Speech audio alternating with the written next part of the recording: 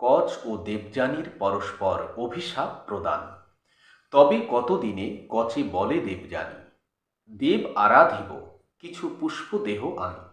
আজ্ঞা পেয়ে গেল কচ পুষ্প আনিবারে। পুনরূপী দেখি তারে ধরিল অসুরে। তিলেক প্রমাণ কইল খড়গেতে কাটিয়া, ঘৃতে ভাজি অস্থি মাংস একত্র করিয়া। তবে সব দৈত্যগণ করিল বিচার, অন্য জনে খেলে তার নাহিক নিস্তার। পুনঃ জিয়াইবে শুক্র মন্ত্রের প্রভাবে, কচ প্রাণ পাবে আর তার প্রাণ যাবে। এতে বিচার করি যত দৈত্যগণ, করাইল সুরাসহ শুক্রেরে ভোজন। পুনরূপী দেবযানী বাপে জিজ্ঞাসিল, পুষ্প আনিবারে কচ কাননেতে গেল।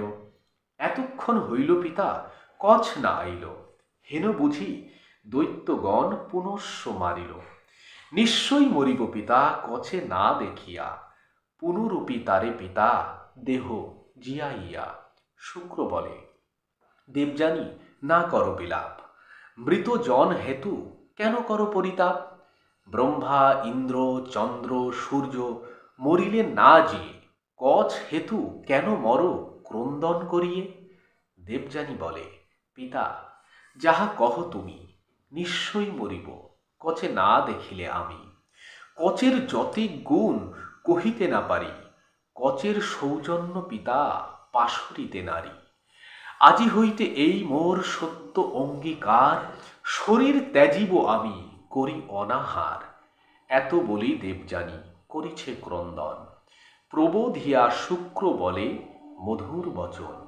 কন্যা প্রবোধিয়া শুক্র ভাবিল অন্তরে, ধ্যানে দেখে কচ আছে আপন উদরে। শুক্র বলে, কচ তুমি কহ বিবরণ, আমার উদরে আইলা কিসের কারণ। কচ বলে, আমারে মারিল দৈত্যগণ, করাইল সুরাসহ তোমায় ভক্ষণ। জ্ঞান নাহি টুটে মম তব অধ্যয়নে, কেমনে বাহির হইব ভাবিতেছি মনে।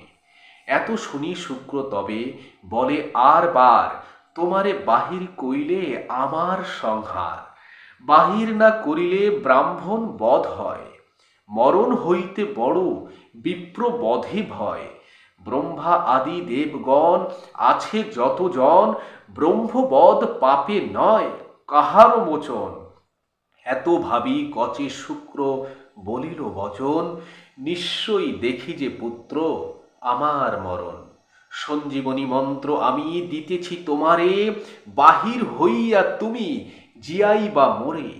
এত বলি মন্ত্র দিল ভৃগুর নন্দন, গর্ভে থাকি কচ করে মন্ত্র উচ্চারণ। তবে দৈত্য গুরু নিজ করে খড়গ লইয়া, বাহির করিল কচে উদর চিরিয়া। হইল বাহির কচ শুক্র ত্যাজে প্রাণ, পুনরপি জিয়াইল মন্ত্র করি ধ্যান। তবে মহাক্রুদ্ধ হইল ভৃগুর নন্দন, সুরা প্রতি শাপ দিল মুনি ততক্ষণ। ব্রাহ্মণ হইয়া যেই করে সুরা পান, থাকুক পানের কাজ লহে যদি ঘ্রাণ। অধার্মিক ব্রহ্মঘাতী বলিবা সে জনে, ব্রহ্মতেজ নষ্টতার হইবে সেই ক্ষণে।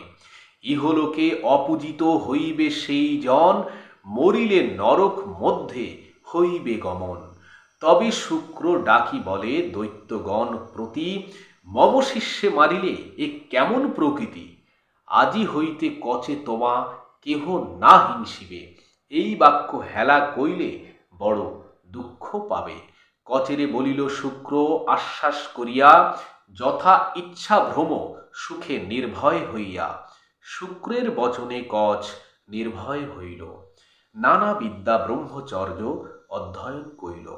অধ্যয়ন শেষে বৃহস্পতির তনয়, দেবযানী স্থানে গেল মাগিতে বিদায়। আজ্ঞা করো দেবযানী, যাই নিজ দেশ, চিত্তে অনুগ্রহ মোরে রাখিও বিশেষ। এত শুনি দেবযানী বিষণ্ণ বদন, কচেরে ডাকিয়া তবে বলেন বচন। দেখো গো, আমার কচ যৌবন সময়, তোমারে দেখি যে যোগ্য কর পরিণয়। শুনিয়া বিস্ময়ে কহে জীবের কুমার, হেন অনুচিত বাক্য না বলিও আর। গুরুর তনয়া তুমি, আমার ভগিনী, এমতো কুৎসিত কেন বলো দেবযানী? দেবযানী বলে, তুমি না করো খণ্ডন, তোমারে করিতে বিভা হইয়াছে মন। মরেছিলে তুমি, জিয়াইনু বার বার, মোর বাক্য নাহি রাখো কেমন বিচার? পূর্বের সৌহৃদ্য রাখো জীবের নন্দন, এত শুনি কচ হইল বিষণ্ণ বদন। কচ বলে, দেবযানী, এ নহে উচিত, তোমায় আমায় হেন না হয় বিহিত।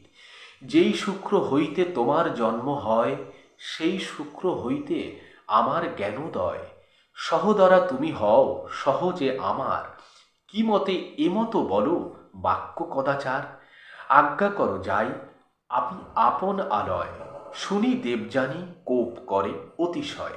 নারী হইয়া বারে বারে করিনু বিনয়, না রাখো আমার বাক্য তুমি দুরাশয়।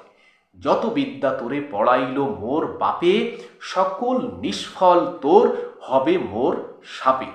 কচ বলে, দেবযানী, করিলা কি কর্ম? বিনা দোষে শাপ দিলা, নহে এই ধর্ম। গর্বিতা হইয়া কথা বলো অনুচিত, সে কারণে দিব শাপ ইহার বিহিত। ব্রাহ্মণের শ্রেষ্ঠ শুক্র, তুমি কন্যা তার, মোর শাপে ক্ষত্র ভর্তা হইবে তোমার। মোরে শাপ দিলা তুমি, না যাবে খণ্ডন, বিফল হইবে যে করিলাম পঠন। আমি যত পড়াইব আর শিষ্যগণে, সে সবারে ফলদায়ী হইবে অধ্যাপনে। এত বলি গেল কচ ইন্দ্রের নগর, কচে দেখি আনন্দিত সকল অমর। কহিল সকল কচ যত বিবরণ, নিঃশঙ্ক হইয়া যুদ্ধ করে দেবগণ।